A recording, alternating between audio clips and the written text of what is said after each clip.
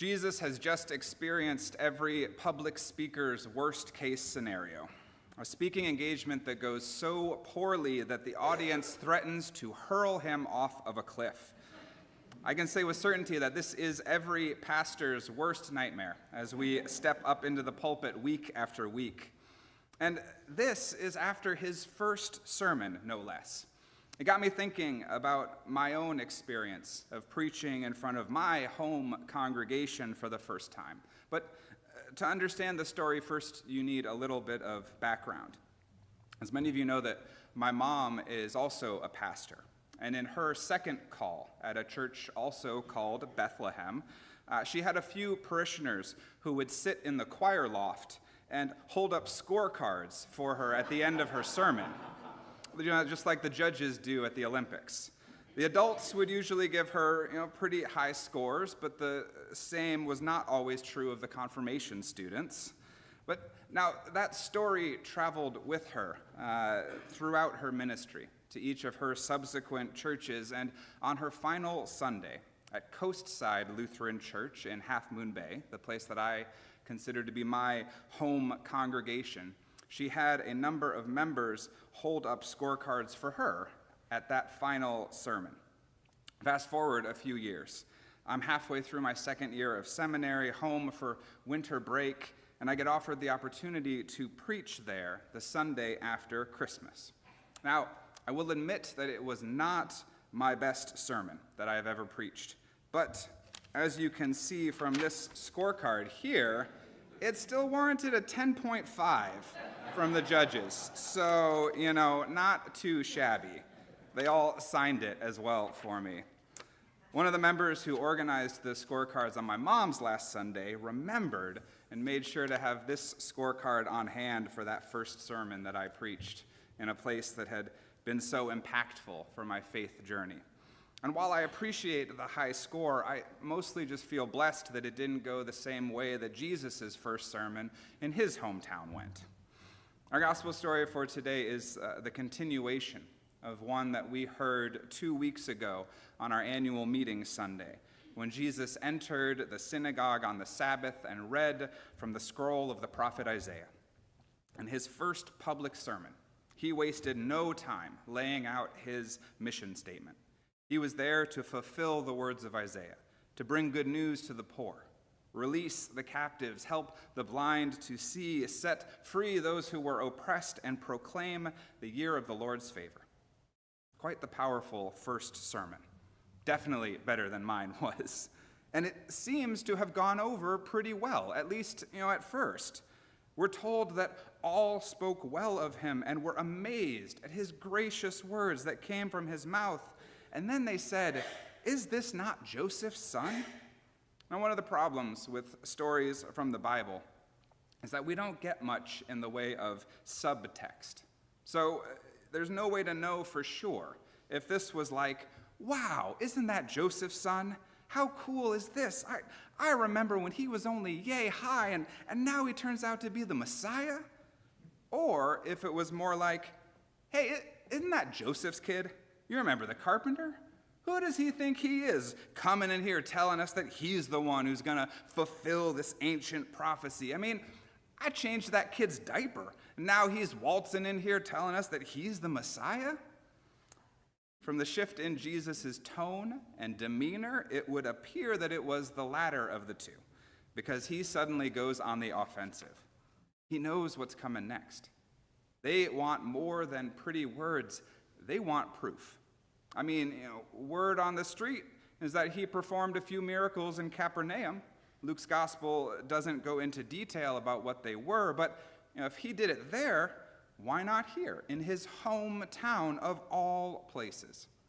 Well, Jesus isn't having any of that. So he cuts right to the point, and he says, "Truly, I tell you, no prophet is accepted in their hometown." And you want to know something else? Remember when there was that great famine during the time of the prophet Elijah? He could have gone to any of the widows in Israel, but instead, he went to the widow of Zarephath in Sidon.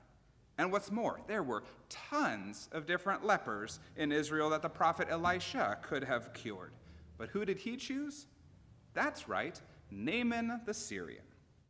Now, those references don't exactly jump off the page for us, but for the people in the synagogue that day, this would have been a veritable slap in the face. Jesus is referring to two stories that come from 1st and 2nd Kings that were so well known that it would be like if I referenced the Good Samaritan to you all. The first refers to when God sent the prophet Elijah to a foreign woman during a time of drought and famine, and provided her and her son with enough food to survive until the rains returned. And the second refers to a foreign military leader named Naaman, who was sent by God to the prophet Elisha to be cured of his leprosy. Both stories tell of times when God passed over the people of Israel and went instead to Gentiles, foreigners, outsiders, to perform miracles for them, bestowing them with mercy and grace. So you can see why this would, touch a nerve with the people of Nazareth that day. But that being said, the degree of anger in the crowd does seem a little extreme. I mean, sure, Jesus dropped some pretty hurtful references, but did that really justify getting so mad that they were ready to throw him off a cliff? And so I was left to wonder, why were they so angry? I once heard that anger is sadness that had nowhere to go for a long time. The words of the prophet Isaiah were written during a time of great sadness, while the people of Israel were living in exile in Babylon, and while they had been told that they were God's chosen people, that status didn't spare them from hardship and suffering, and these stories would have brought up those feelings of deep sadness and hurt. They would have reminded them of feeling forgotten and passed over, and I'm sure that they felt somewhat entitled to certain things, some sort of recompense or compensation for all of those years of suffering and exile. They had remained faithful after all. Wasn't that worth anything? There's also the possibility that this anger is as a result of feelings of fear or confusion. And when Jesus claims to be the Messiah, I am pretty sure that people immediately had some expectations or some hopes. I mean, they are his hometown after all. If they play their cards right, he might just take them with him all the way to the throne room, because that's what the Messiah was supposed to do. He was supposed to be a warrior king of the same caliber as King David. And then here comes Jesus, dashing their hopes for preferential treatment and expanding the kingdom of God to include Gentiles, people who may or may not even believe in him or in their God at all. Messages of inclusion are often met with resistance, in part because we operate in a world that tells us that there isn't enough. We live in a world that emphasizes scarcity as opposed to abundance. We are taught to believe that there isn't enough for everyone, so we need to look out for ourselves and our loved ones above all else. Make sure that we get ours first, that we get enough, and come to think of it, more than enough, just in case we miscalculated and end up needing more than we thought. That kind of mindset teaches people to fear the other, not welcome them.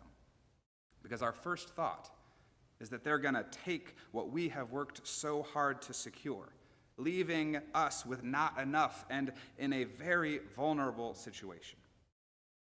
And yet we have a God of abundance who promises that there is not only enough, but more than enough, especially when it comes to the intangible things like grace, forgiveness, mercy, and love. Jesus came into this world for a lot of different reasons. He came to heal, to love, to listen, and to teach. He came to comfort the afflicted and at times also afflict the comfortable. And as we all know, the teachings of Jesus can be sometimes hard for us to hear because they go against the way that the world works. They go against our expectations for what he should say or what we want him to say. His teachings remind us that God has the audacity to love other people too, and that we don't get a monopoly on God's love. And as Christians, we are called to not only receive these messages of openness and inclusion, but to share them with and proclaim them to the world as well, despite the fact that they might be received in the same way that Jesus' words were in Nazareth on that fateful Sabbath some 2,000 years ago. As I prepared for this sermon, it was hard to ignore the parallels between the response to Jesus' sermon and the response to the one preached just recently by Episcopalian Bishop Mariann Budde at the inaugural prayer service. Bishop Budde spoke of the need to have mercy on those people in our country who are scared. And while she directed her remarks to the president, the message was really for all of our government officials and to our country as a whole. She called for us to have mercy on those in our communities whose children fear that their parents will be taken away. And she urged us to help those who are fleeing war zone and persecution in their own land so that they might find compassion and welcome here, because our God teaches us that we are to be merciful to the stranger, for we were all once strangers in this land. She spoke of fearful members of the queer community and immigrants who are the hard-working backbone of many essential industries in America. And she is by no means the first to deliver such a message. For years, Billy Graham preached publicly to every president from Dwight Eisenhower to George W. Bush about the importance of faith and humility in leadership. Adam Hamilton, a United Methodist pastor from the Kansas City area whose books we have used more than once in studies that we've done during Lent and stewardship, he preached at the 2013 inaugural prayer service for Barack Obama. He lifted up Moses as not only a spiritual figure, but also a political one as well, and said, "Humility and courageous compassion for the marginalized and oppressed are central to the heart and character of Moses, and are meant to be central to the heart and character of this nation." Now, I can't speak in detail to how Billy Graham's or Adam Hamilton's words were received, but I do have ample examples of what people thought of Bishop Budde. She has been described as arrogant, a heretic, with one of the posts that I saw on social media urging others not to commit the sin of empathy. Her sermon has been dismissed as the, quote, ravings of a lunatic, and one U.S. Congress member actually called for her to be deported. Just as with the people of Nazareth, the question that immediately comes to mind for me is, how can there be so much anger and hate in response to words calling for inclusion and mercy? I'm sure the fact that she is a woman plays a part, because sexism is sadly alive and well, even in institutions like the church. But I think it's also that her words, just like Jesus' words, stir up in people those same worries of scarcity versus abundance. Those same feelings of entitlement and expectation that we deserve something special from God that others don't deserve. The true power of the words spoken by Bishop Budde, by Adam Hamilton, by Billy Graham, and countless other preachers like them is not necessarily that they are powerfully prophetic, although powerfully prophetic they certainly are. But more than that is that they are not based in scarcity, but rather they are grounded in the never-ending abundance of God's transforming love. Our first reading today from 1 Corinthians is most often heard at weddings, but it actually speaks not of love between two people, but of divine love, God's love. And if we are without God's love, our words are like that of a noisy gong or a clanging cymbal.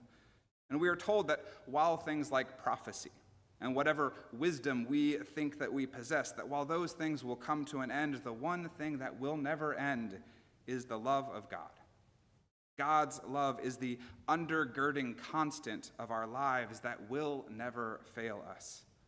And it should be that love which motivates, instructs, guides our actions, not fear, not scarcity, not a desire to be in at the expense of others being out, because love teaches us to open wide not only our doors, but also our hearts to all, to share goodness, kindness, mercy with all, and especially with those who need it the most, the oppressed, the downtrodden, and the marginalized folks, because that is what Jesus came to do. He came to bring good news to the poor, to release the captives, to help the blind to see, to set free those who were oppressed, and proclaim the year of the Lord's favor. And spoiler alert, that list includes every single one of us at one point or another throughout the course of our lives. From the very beginning of his ministry, Jesus operated with the motto that he would rather be excluded for who he includes, rather than included for who he excludes. And we are called to do the same. No matter how the people that we proclaim that message to might choose to respond. Amen.